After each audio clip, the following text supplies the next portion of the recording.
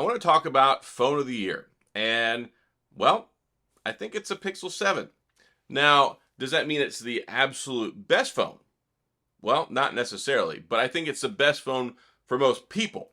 And I think that that's a good conversation to have because some people will say, oh, the Z Fold 4 is the best because it brings the best of everything. Snapdragon 8 Plus Generation 1, 5G, Samsung, 2 screens, S Pen support, $1,799. It's the most expensive, so it's the best, right? Well, not necessarily, and not everybody wants a foldable phone. And if you look at the sales, clearly not everybody wants a $1,799 phone. So even if it were the best, it kind of prices itself out of probably about 90% of people's budget, just speaking frankly. And then the other phone, now there are two phones that I really consider the best phone of 2022. And I've said this many, many times. I think the S22 Ultra is probably the absolute best phone that you can buy. Like, if you go out and you look at things, you look at the numbers, you look at the hardware, you look at the experience, you look at the cameras, you look at basically every single benchmark, I think the S22 Ultra is a fantastic phone. I think it's the best phone Samsung's ever made, and I've not been shy about saying that. But even at $1199, I think it's still a little bit out of people's price points. And I think also it's got a big 6.8-inch screen. I think that's a little bit larger phone than some people want to use. Not everybody likes the S Pen. Not everybody wants to have all this big camera setup on the back. Not everybody wants a curved edge display. Not everybody even likes an AMOLED screen if you want to get down to the brass tacks. But this might be a little bit too much phone for some people. And of course, the $1199 price tag really prices it out of a lot of people's pocketbooks. So yeah, I think the S22 Ultra is probably the best phone across the board that you could buy with your money if you average everything out. But that doesn't mean I think it's the best phone of 2022. And even though I talked about the Pixel 7 Pro, I think the Pixel 7 Pro is an amazing phone, but I don't think everybody's quite in the Pro category. So that brings us to the Pixel 7. Yes, I mean, I think we knew this kind of at the beginning. I flashed the phone at the screen, but the Pixel 7, I think, offers best value in performance, best camera setup for the money, and it's very available at $499 on sale right now, which is insanely good because it just came out at $599 a month ago. When you look at the S22, introductory price $799. I would not touch that phone over this one. When you look at the OnePlus 10 Pro setup, that's even more expensive, and I don't think it's as good of a phone. Now, if you want to have a debate about OnePlus 10 Pro at $549 versus the Pixel 7 at $499, I think there's some merit there because I think the OnePlus 10 Pro is a very good phone. I don't think it was worth $969 in the US when it first came out, but I think it's an outstanding phone and I like it a lot. But I don't think it's phone of the year. And then you look at the S22 Ultra, again, $1199, a little bit out there for most people. You look at the iPhone 14, $799. Well, that's 200 more bucks than this one at normal price. I think the iPhone 14 is a good phone. I don't like the fact that they rehashed last year's processor from the 13 Pro. And I also don't like the fact that it still only has like a 60 hertz refresh rate and a bunch of other stuff, but that's a whole nother conversation. So when you look at the premium level of features that you get here, you get a nice 6.3-inch AMOLED display. I think it has great brightness on here. I think it's got good battery life. I think the Tensor Generation 2, markedly better than the Tensor G1 that we got last year. Markedly improved across the board with Android, improved connection speed, improved connection quality, improved Bluetooth, improved battery life and battery efficiency, improved lots of ways they improved this phone. Top notch, best camera you can get in a primary shooter. I mean, even the DxO mark score, you look at the Pixel 7 Pro, best phone in the world, tied for best phone in the world and best in the US for the cameras. Well, this has the same primary camera. And if you're looking at a $500 phone, I don't think most people are going to bat an eyelash if it doesn't have a telephoto, especially when the digital zoom on this 2 to 5 times is still pretty darn good. And you get the improved selfie. I didn't think the selfie was as good on the Pixel 6 last year. It was very, very dated compared to the newer one. It was the same selfie they'd used in a lot of different previous Pixel phones. Not bad, but not what I wanted in a next generation series Pixel phone. But now the Pixel 7 has the same selfie camera as the Pixel 7 Pro. I think it's much better. You get 4K 60 recording on the front and on the back.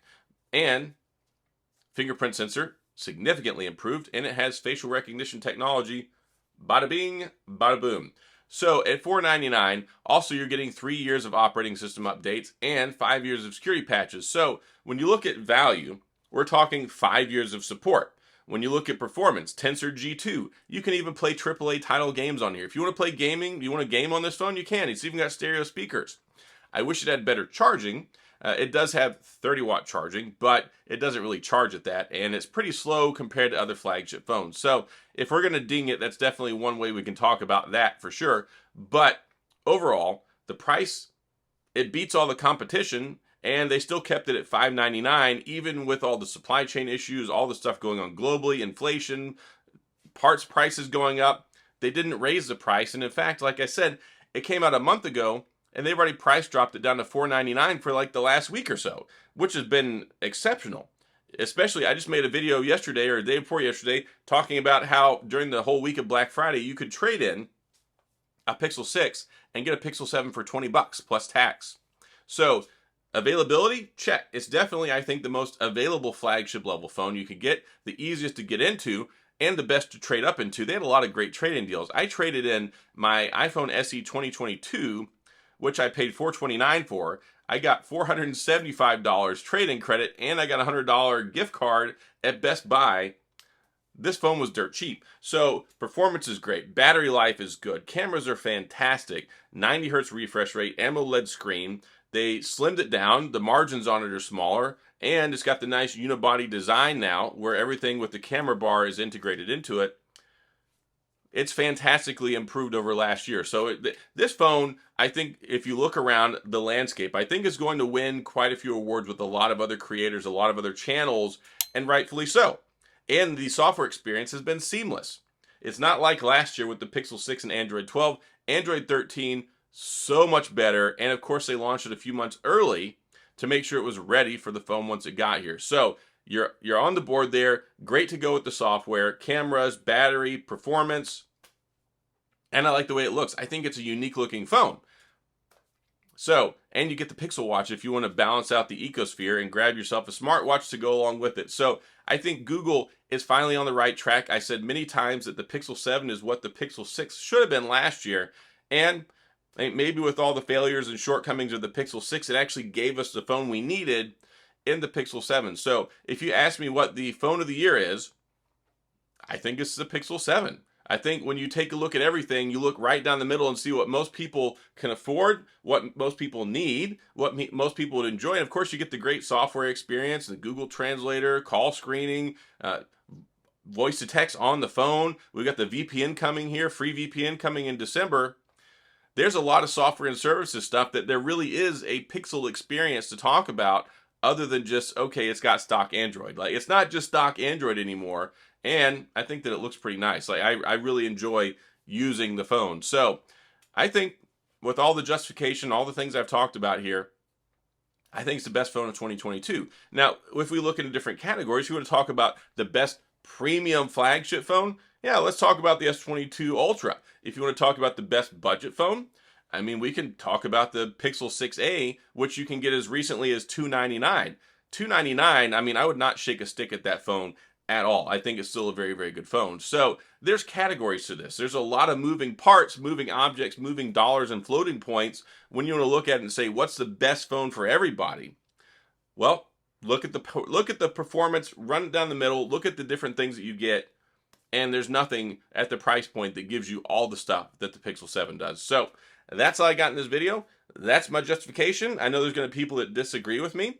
Totally fine. We can hash it out in the comment section. Tell me what you think the best phone of the year is, and we can talk about it. But I think overall, this one takes the cake. So that's all I got in this video. If you have any questions or comments, and please go down in the comment section. I will get back with you. If you enjoyed the video, if you found this helpful, if you like the Pixel content, you come to the right place. Make sure you hit the like and the subscribe button and the notification bell before you leave. And as always, thanks for being here. I appreciate you watching, and I'll see you guys next time.